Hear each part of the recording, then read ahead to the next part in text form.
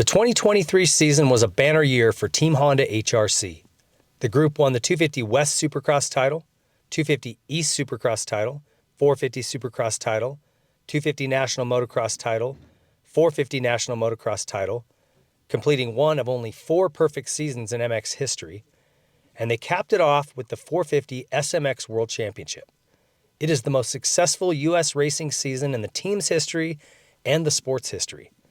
You've heard plenty from the riders, Jett Lawrence, Hunter Lawrence, and Chase Sexton. This is a look at the personnel behind the scenes who keep this team running. The team manager, the mechanics, the technicians, and the staff are the unsung heroes who toil away at the race shop and the test track with very little recognition. But without their efforts, there is no team. Without them, there are no number 1 plates on the wall. This is their recollection of the most incredible season in the sport's history. All right, so give us your name and what your position is here at Honda. My name is Shane Drew. I've been at Honda since 1997. I was gone for a few years, but I came back in 2000. My role this year in the team is test coordinator, communication with Japan, kind of crew chief, backup for Hutch and Jordan, whatever they need, I'm there to help them. So kind of oversee everything. Christian Ducharme, work with Jett Lawrence here at HRC Honda. Been here this is my 3rd year. So going into 4th, so 3 full years so far. All right, so tell us your name, who you work with, and how long you've been here at Honda. Okay, my name's Cameron Camera. I work for Hunter Lawrence, and this will be my 4th, going on my 4th year with Factory Honda HRC. My name is Jordan Troxel. I've been here for 5 years at HRC. This year I just transitioned from a mechanic to the 250 crew chief. I'm Lars Lindstrom. I'm team manager for Team Honda HRC. Been here for off and on for about 22 years. So you've seen a fair bit of racing. Yeah. How does the 2023 season for you guys here at HRC Honda, how would you put that into words? I don't know if you can put it into words. It was phenomenal, right? But I think it all started, was it 2022, first outdoor national, Paula. We went 1st and 2nd in every moto. Chase and Kenny, and then Jett and Hunter. And it's like, something seemed to switch right then. Like, all right, we got something here with our team. This is, yeah, we're on the right track, you know? What a cool history and heritage that you've got here with your dad managing this team for a couple of years, and now here you are, not only managing, but winning, and not only winning, winning huge. How does that, I mean, have you guys had conversations about that, and what are the thoughts on that? Yeah, yeah, we've had conversations about it. I know that, you know, he's really, really proud of me and really excited for the year and everything that's happened. Man, it's really hard to pinpoint exactly like what it is that makes the team click and work and jive like this. I mean, we do have a pretty big team, an eclectic group of personality and stuff like that. So, you know, if you take each individual guy against one, you say, maybe this won't work. But I just think we've all been doing it enough, and just the experience we have in each of our own fields, and we all have, I don't know, like our own areas that we excel in, and then everybody's got their own weakness. But just the way that is laid out within the team, I feel like there's always a stair step underneath you to pick up something you might miss. Like if I miss something, you'll find it, and if you miss something, I'll find it. And if not, there's someone else here that's involved in the program also that can catch all that. So, and then the same thing with ideas and just the way that we're constantly trying to develop and everything. With that many ideas and stuff like that, you're just able to put so much more on the table and kind of filter it out and chase what you think is right type of thing. Take me through the Supercross season for you guys. I mean, Supercross, right, we kind of came in expected to win, I could say, especially for Jett, you know, wanted to finish out his last season on 250, you know, out on top, and wanted to do that West Coast so we could do each coast and kind of get the, you know, won everything on 250. But obviously it started out great, and then never really went down. Stayed great? Yeah, stayed great. His worst finish was a 3rd. So if you can say that is terrible, then, you know, it's still a good season. What was the feeling of winning a title? That's everybody's ultimate goal. Yeah. And at Geico, I worked with guys that have been chasing it for years, and I'm a new kid. And then for me to get the opportunity to not only work here, but to work for two of the best guys in the country and then go win. Like I've watched Stack's one of my best friends, Jett's mechanic, watching him win and win and win and win. I'm like, dude, insane. And then me and Hunter are there, Nashville, and it's finally gonna get wrapped up. And it's like, we did it. This is this is the biggest dream you could think of come true, you know? I think the 250 Supercross titles was more, we expected to win those, right? Like we should win those with Hunter and Jett. The 450 we knew was going to be a battle. Chase, I believe, was the fastest guy all year.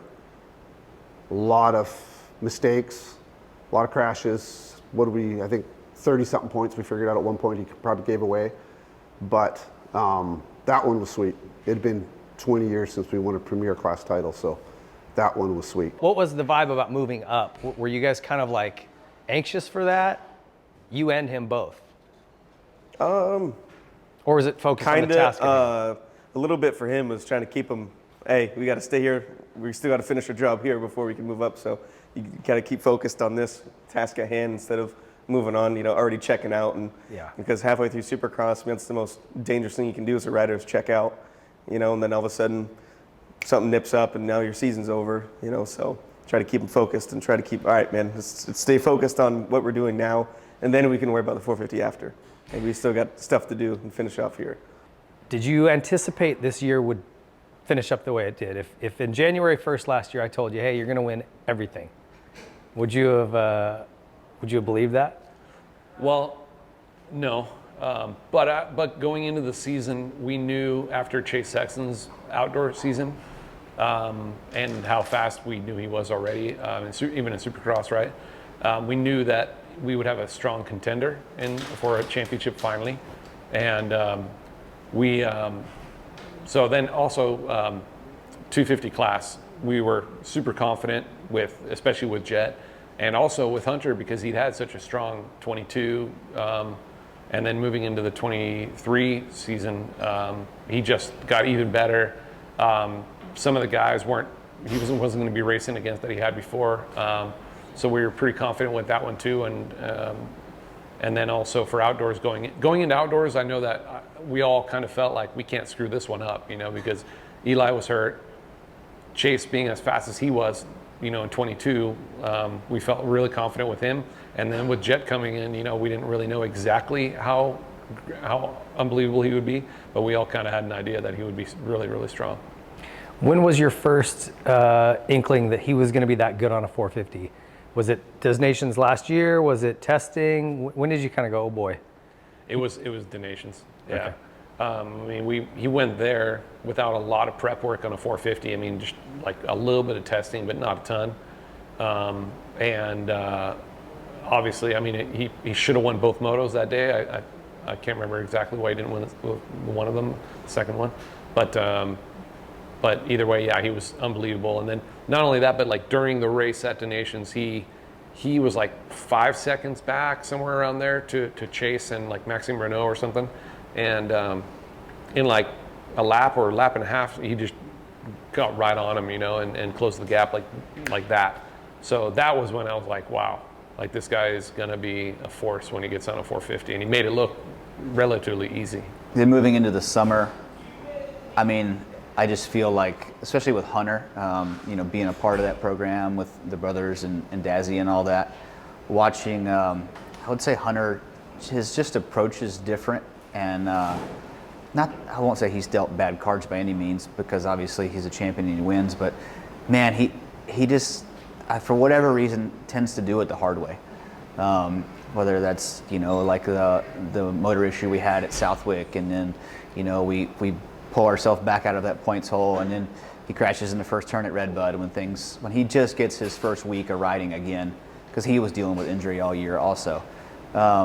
And then takes himself out of a moto there, and then resets the points again, and just the situations he kept getting himself into, and just his tenacity to claw back out of it. Even though I wasn't a big part of that championship for him, just kind of being around that and just watching him dig through those moments, I think was a really cool. vibe. I did want to ask about Southwick, which Yeah. is ironic that that's where you got your first win because you guys lost a motor there. Yeah. How gutted are you when something like that happens? It's rough for sure because they called us the Sandman. Like that was his track. He was really good at Lommel. Went and destroyed 1-1 that first year with Honda, and then every year after that, it's been a failure or a bad moto, whatever. It will crash. I think we crashed with Styles one year, and then this year, yeah, we smoked one with a lap and a half to go, and it sucks. Especially moto's pretty much over. I don't know where the motorcycle is. The communication is going crazy, and then finally we get the bike and we got to push it up that hill at Southwick, get it up over, and then immediately wash and pull that engine. But it doesn't stop you. It does. You don't sit there and cry about it. You have to get the job done. There's still another race to do. So that sucked. I find it really interesting with Jett. As mature as he is on the bike, he's still very much a kid. Literally, he is a kid and acts like it at times, just goofy stuff. Was there anything along that Supercross season or all year long that he did that you look back and laugh at or shake your head at? Or I think, well, the funniest one was we had what race was it? I think it was the Triple Crown maybe in Phoenix, where we were going in the last one, and it was him and RJ, kind of whoever won kind of deal. So I'm like, dude, you just got to beat him. He's like, oh, really? That's it? I just got to beat him? Like, that's all I got to do. Guys, he told went around telling everyone on the team, hey, he just figured out the code. He's like, you just got to win. So the whole time it was like kind of the inside joke. And then afterward he won. You're like, see, man, he just had to win. Sounds like you got to have beat pretty thick skin around this shop. Yeah, you got to have some pretty thick skin. Yeah. It's not a daycare. What does your week look like? I think a lot of people don't understand the commitment it takes. So typically, we'll fly out Thursday, get there Thursday night, and then Friday press, race Saturday, rebuild Sunday, fly home Monday, shop Tuesday, Wednesday day off, fly again on Thursday. So That is you the really weekly only schedule. have Wednesdays off, sometimes, Yeah. and Sunday afternoon, evening. No, because it's a 12-hour day. Or Monday, I guess. Monday's Your a fly day. So you're up at 4 in the morning, and then you fly across the country back to California, because usually we're on the East Coast, depending on where we are. And then you restart your day again, because we land around 10 o'clock, 11 o'clock, and then you go home. I got 2 kids, so dad's wide open. And usually I'll get in like a 2-hour nap if I can, but otherwise it's wide open with the kids and the old lady. And then Tuesday we're here, and it's about a 2.5-hour drive, 2 to 2.5 hours from where me and Stack live. And then Wednesday, if we're graced, we stay home. You've been involved here with Honda through a lot of different great eras. You worked with McGrath a little bit in certain times. You were here through the Carmichael years, and now seeing this year, this eclipses all that in terms of results. How would you compare the 3 of those seasons, or kind of those stars? Yeah, that's a good question. I don't know. I mean, I know that when we had Ricky, it was like, I know that we had, at the time, when 2001, we had 2000 and 2001, we had really good bikes. I know that we did that. And then we had like Ezra Lusk, who should have won, Tortelli, stuff like that. And we still didn't win like a championship anyways. And I remember that the feeling on the team at that point, and I was just, like we talked about, I was just sweeping floors and stuff, so I wasn't privy to any information that was in the offices and as much as they were. But I remember the feeling was like, man, why can't we win? It's been so long. And it had only been like 5 years, since Jeremy left. Yeah. So I do remember when it was the same exact thing we thought then. What's wrong with our bike? Why can't we win? It must be the bike, this and that. And then we got Ricky when we went 24-0. It was like, did we all of a sudden figure out how to set up bikes? And kind of the same feeling we had, after this year too. You doubt yourself so much, and the team, and then you're just, the confidence level is just like a rider. You can be super high confident, and you can't do any wrong, and then a couple things happen, and you're just down here. So you're trying your best to kind of be, even keel the whole way, and believe in yourself and the team and everything. But That's the feeling that I had from that area when we got Ricky, and then we dominated. Kind of a similar feeling to what we had this year, in my opinion, you know, where we tried to win a championship for almost 20 years, and then all of a sudden we won all of them. Yeah. You know, like it was really, really confidence inspiring. Like, hey, maybe we do know what we're doing, but at the same time, like, hey, we could be right back down again next year. So let's not get too high and overly confident. Let's just keep working hard and try to stay on the wave as long as we can, you know. As the series went on, was it something you guys talked about? Would you try to not talk about it? Just talk a little bit about that perfect season thing. I think it was on. No one thought that I think going into the series, we fully expected Jett and Chase to win everything. But I don't think anyone expected Jett to win everything on his own, you know? But when you get it to 8 motos, 10 motos, 12 motos in, then it starts becoming real.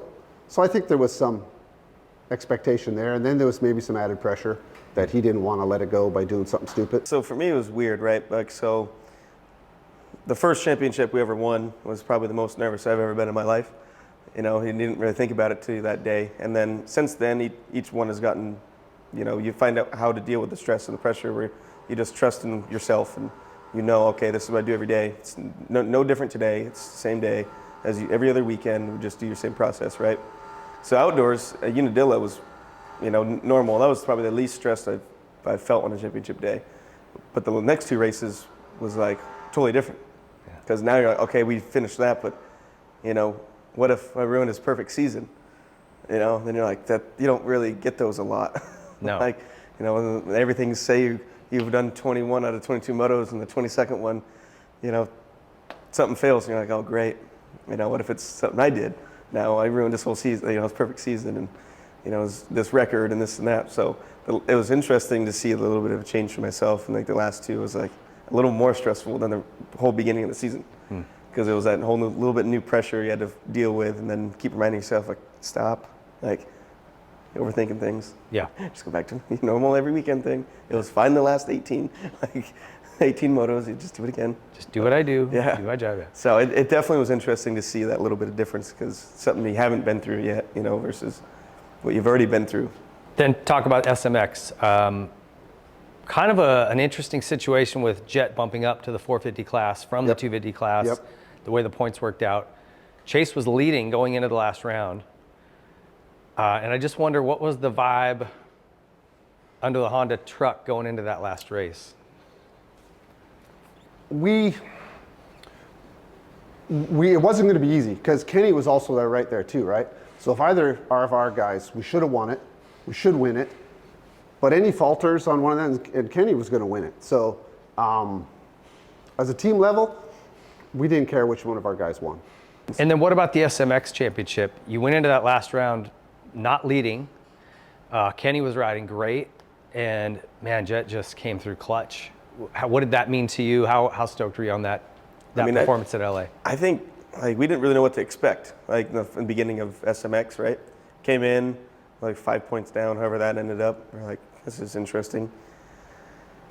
And then the whole Charlotte didn't really go his way. That was a rough one. But just, it was pretty incredible to see the turnaround, especially LA, just from the 3 rounds. Like, went from kind of him figuring out, obviously it really was kind of a hybrid. You couldn't run a full moto or a 4SX setup. Like, you start with one, and then then you work from there to try to figure out your setting. So which direction do you want to go with to work with to find your setting from? So that was a learning curve, especially for Charlotte. But then, I think we made the right call for Chicago, and then LA. We went back and forth a lot after press on Friday. We figured out what we want to do, but just for himself, like seeing his progression, like how confident he was at LA, and that's a lot of pressure. It was whoever wins, was going to get it. Yeah. That was, that's a lot of pressure. Did you give him your advice again? Just go win, just beat them all. No, I didn't give him that one. Oh. But no, it was definitely cool to see that. And a 20-year-old kid, you got veteran breathing down your neck the whole moto, and then you pull out your $1 million jump first. And then you set the pace in the first one to, really saved that just in time for when he needed it. Yeah. So no one else could get onto it first, and that was like the separator in the first one. So You did go 20 years without a title, which is a long time. And it looks like, I don't want to jinx anything, but you guys are poised to probably have some good seasons for a while.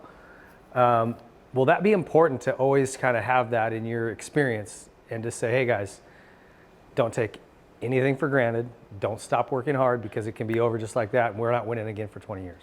Like, it can happen, right? Yeah. It's so many things that have to come together. How will you kind of utilize that experience of going so long without winning, and being here involved at Honda during those dry times?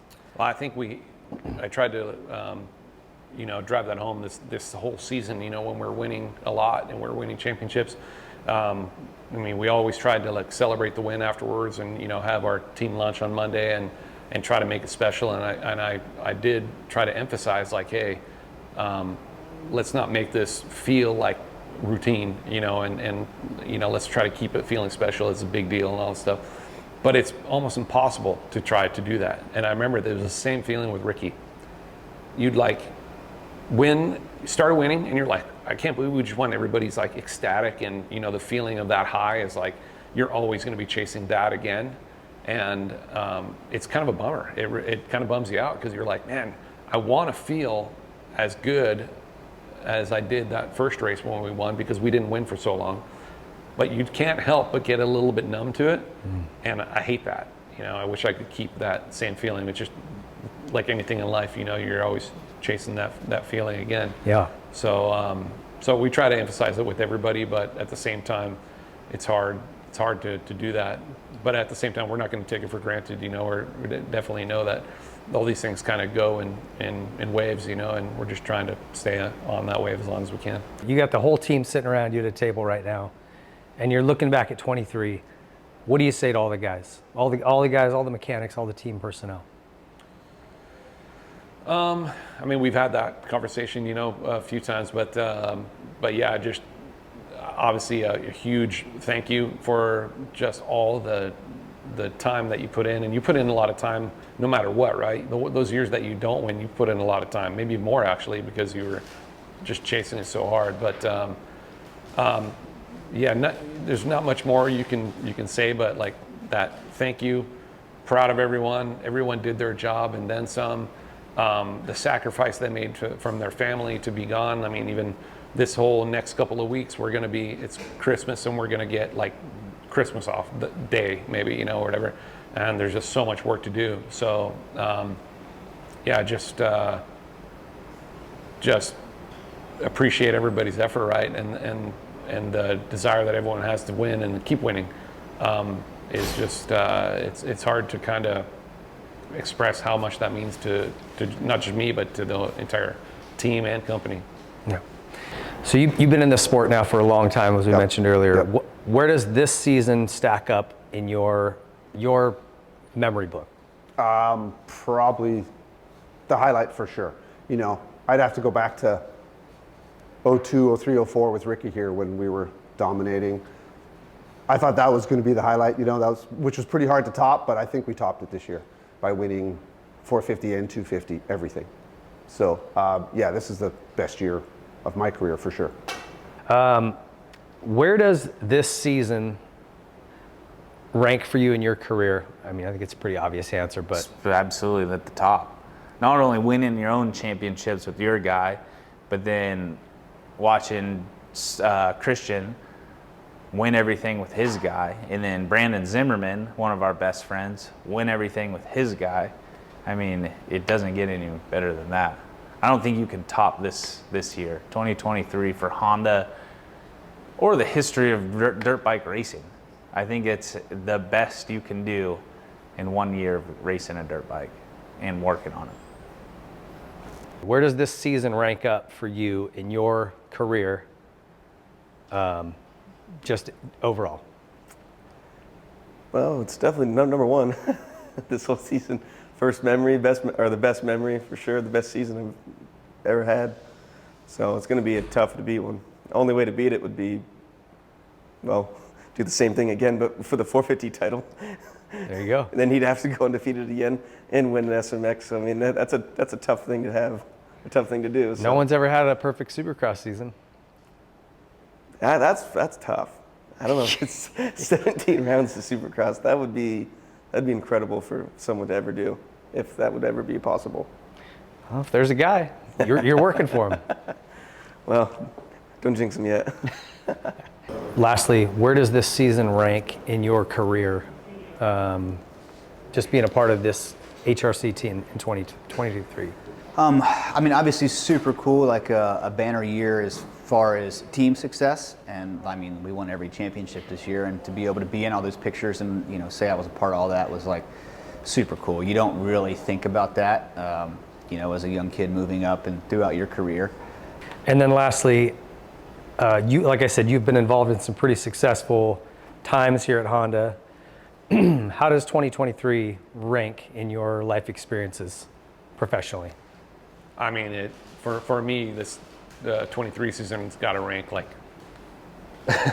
way up here.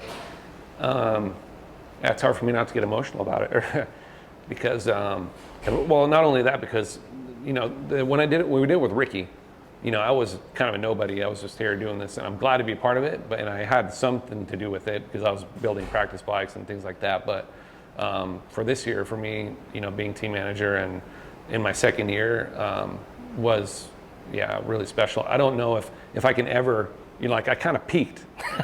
What can I do now, Ping? Like I can't go. I could win one more SMX title. That would be unbelievable. But like realistically, to do what we did this year, which has never been done by any team in the history of the sport, is kind of unrealistic to think that we can do again. And we'll try our ass off to do that. But yeah, this year was unbelievable and just like dream season, you know, so really, really special.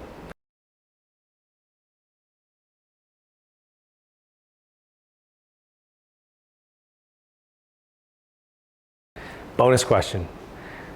Jeremy McGrath has 72 Supercross wins. No one has ever done a perfect Supercross season. Is Jett capable of either of those things? I mean, of course he's capable. Yeah, he is capable. But, you know, 72 Supercross wins. He doesn't have one. he hasn't even won one yet. He's got to win that first one and then see how it is. I mean, it's possible, but damn, man, like the competition nowadays. I mean, and I'm not saying that competition was weak back then, but he was at that other level. There's guys like Chase Sexton and like Hunter and other guys that are going to make life really difficult for him to be able to win. I mean, I think that he will win a lot of races, but to be able to match what Jeremy did is that's not only a tall order, but I feel bad that people are already saying that, you know, about Jett, because to that pressure. I mean, maybe it's not pressure. He probably doesn't even think about it himself, really. We'll just see when we get there. But I think it sounds a little bit unrealistic that could happen. But yeah, he's totally capable. He's only 20 years old. He's already a champion. He's got 10 plus years of a career in the 450 class, and he's unbelievable. So yeah, I'd have to say it is possible.